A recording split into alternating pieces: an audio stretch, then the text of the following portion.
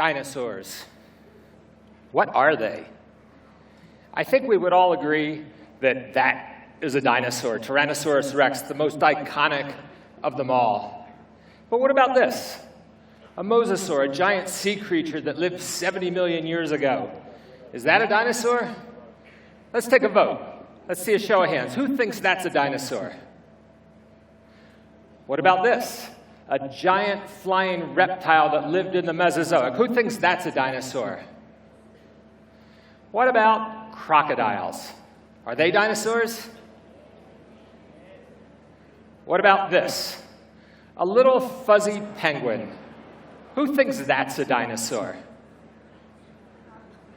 Well, before I tell you what I think, let's talk about how paleontologists define what a dinosaur is. Dinosaurs are distinct from their reptilian ancestors by their enhanced vigor and power. They were active creatures with an upright stance and limbs hinged for straight-ahead forward motion. Now contrast this with the languid, sprawling posture of other reptiles like this lizard.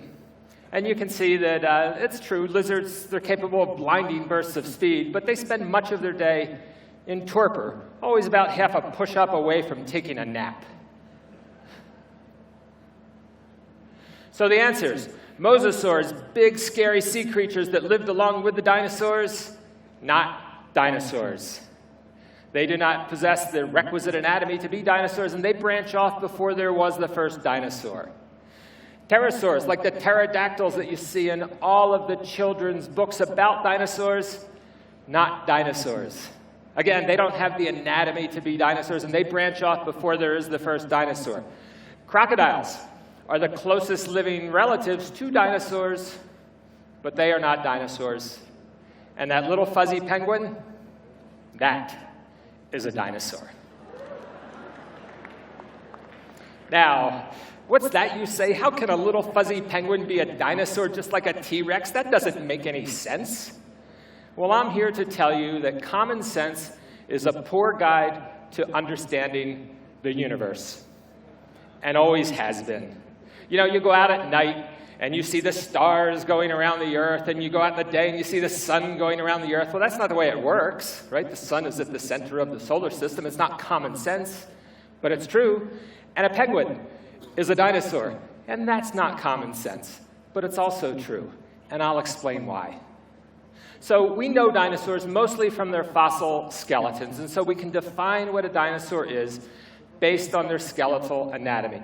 And when we do that, when we find the very first dinosaur, we say that that dinosaur and 100% of his descendants, that's the group we're going to call dinosaurs. And we call that a clade. A clade is a single branch on the tree of life. And so if you go back to the first dinosaur, that's about 231 million years ago. And guess what? That's not very long ago. That's only about 5% of Earth history ago. I know that sounds remarkable, but if you take the whole 4.5 billion year history of the Earth and you crunch it down to a single calendar year with the Earth starting on January 1st, well, we don't get life on Earth until March of this year. We don't get multicellular life like jellyfish until the summer of this year. And then the fossil record really doesn't get good until hard-bodied life evolves. That's 500 million years ago. That's the end of November on this calendar. And during all this time, life is confined to the oceans. And life finally invades the continents in early December. And then those first dinosaurs, 231 million years ago, remember I told you that's not very long ago? Well, that's the second week of December on this calendar. And dinosaurs dominate the continents for 165 million years until they're all wiped out, except for the birds, by a giant asteroid that hits off the coast of Mexico 65 million years ago. That's Christmas Eve. And then our ancestors, like Australopithecus, called Lucy, 6 million years ago, well, they show up at 3:30 in the afternoon on December 31st. And our species, Homo sapiens, 200,000 years ago, appears on the last night of the year at 11:59:59. There's some perspective for you. So if we take that first dinosaur and 100% of its descendants, That's the group we call dinosaurs. And by analogy, we can look at a human family tree. So let's take great-great-great-grandmother Polly here. And I think we would all agree that Polly and her children and grandchildren and so forth, that constitutes the Polly family. If you have Polly for an ancestor, you're in the Polly family. Now take a look down on the bottom right-hand corner. See little baby Sally there? She has Polly for an ancestor. Could we kick her out of the Polly family? No, we can't do that, right? There's no basis for doing that. That would be completely arbitrary. The Polly family has to be her and 100% of her descendants. If you look at that same logic with dinosaurs, you take the first dinosaur and 100% of their descendants, you can see who's in that group. All of the dinosaurs, including the birds. So you might say, okay, we can see that birds evolved from dinosaurs, but should we still call them dinosaurs? I mean, at some point, shouldn't we say they stopped being dinosaurs and became just birds? Well, no. When our ancestors evolved into humans, we didn't stop being primates, did we? We were not stripped of our membership in the club of mammals. Our animalness was not revoked. We remained all of those things. And a chicken is a bird and a dinosaur by virtue of the fact that it has dinosaur ancestors. And like all dinosaurs, it can trace its ancestry back to the very first one. Now let me introduce you to another dinosaur. This is one that I found in southernmost Patagonia in Argentina, and my crew and I labored for many years to get this out of the ground, Dreadnoughtus shrani. Dreadnoughtus was 85 feet, 26 meters from snout to tail. It stood 2.5 stories at the shoulder, and all fleshed out in life, it would have weighed 65 tons. That's the mass of 13 African elephants. That's the mass of 9 T-Rex. That's about 10 tons heavier than a Boeing 737. So let's ask this question. Who is more closely related, a big dinosaur like Dreadnoughtus and a Stegosaurus, or a Dreadnoughtus and a little tiny hummingbird? And to answer that question, we can look back in the family tree of dinosaurs and we can see who has the most recent common ancestor. And when we do that, we can see that we do not have to go as far back to find the common ancestor of Dreadnoughtus and all birds, like a hummingbird, as we do to find the common ancestor of Dreadnoughtus and a dinosaur like Stegosaurus. So it's Dreadnoughtus and the hummingbird that are the two more closely related animals. And in fact, all of the dinosaurs on that side of the dinosaur family tree, the giants and all of the meat eaters and all of the birds, are all more closely related to each other than they are to any of the dinosaurs on the other side. So now let's look at another example. A lobe-finned fish called a coelacanth, and a rainbow trout, and a human. And we can ask the same question, who's more closely related?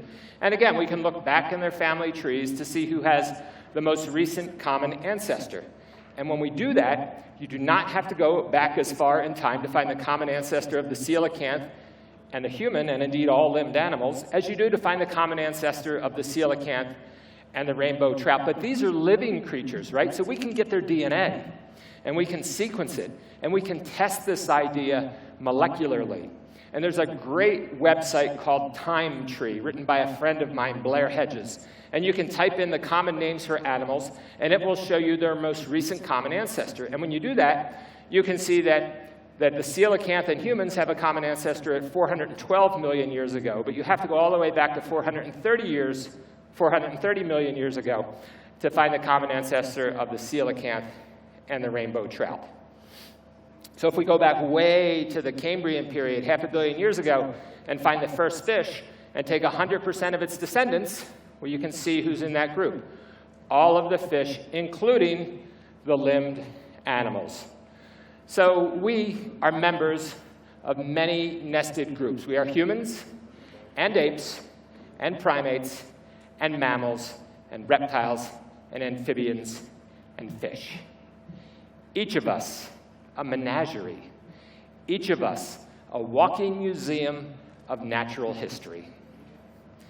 Our DNA, like the city of Rome, was built and rebuilt by countless forebears, some known and some forgotten. A shovel full of sand, a single blow with a hammer, a passageway moved a bit to the left. Over time, the changes add up. And within each of our ancestral groups, our membership is complete. These are binary distinctions. You're either in or you're out. There are no half-apes. There are no half-fish. We are apes, that's pretty obvious, but we are also fish. Granted, highly derived fish, but fish nonetheless, and so are dinosaurs. During 92% of our evolutionary history, the ancestors of fish and the ancestors of humans and the ancestors of dinosaurs were the same. Born of bacteria in the Archean oceans 3.8 billion years ago, our lineage is shared with dinosaurs and with all other animals throughout most of Earth history. The future existence, then, of all backbone animals teetered on a knife edge when our tiny, wormy Cambrian ancestors managed to survive in the seas a 500 million years ago. When our lobe-finned fish ancestors stood their ground along the tangled mangroves of the Devonian shore, the fate of all limbed animals rested on their newly evolved shoulders. And it was in the steamy forests of the Carboniferous period, 320 million years ago, that the path of our ancestors and dinosaur ancestors finally diverged. When two distinct reptilian groups, the sauropsids and the synapsids, emerged from our common stock, our one road through time was irrevocably torn asunder. Evolution is a one-way street. Once parted, avenues can never be rejoined. It would be another 89 million years before the sauropsids would produce the first dinosaurs. 21 million years later, synapsids would produce the first mammals. Like a tropical typhoon propagated from a low-pressure cell, swept into being by a single flap of a butterfly wing, the events set into motion by the sauropsid-synapsid split were imperceptible at first, but would forever change the world. Each of these groups would go on to conquer the planet, the sauropsids first, until the tables were turned by an asteroid impact. Imagine what a different planet this would be if the common ancestor of humans and dinosaurs had gone extinct before the split. There would never be dinosaurs or any birds, never mosasaurs, never turtles, never snakes, never crocodiles. If the synapsid side fails, never whales, never rodents, never lions, never camels, never bats, never humans, never you. Throughout my career working on various aspects of Earth history, my awe for the role of contingency in the unfolding of our planet's story has continued to grow.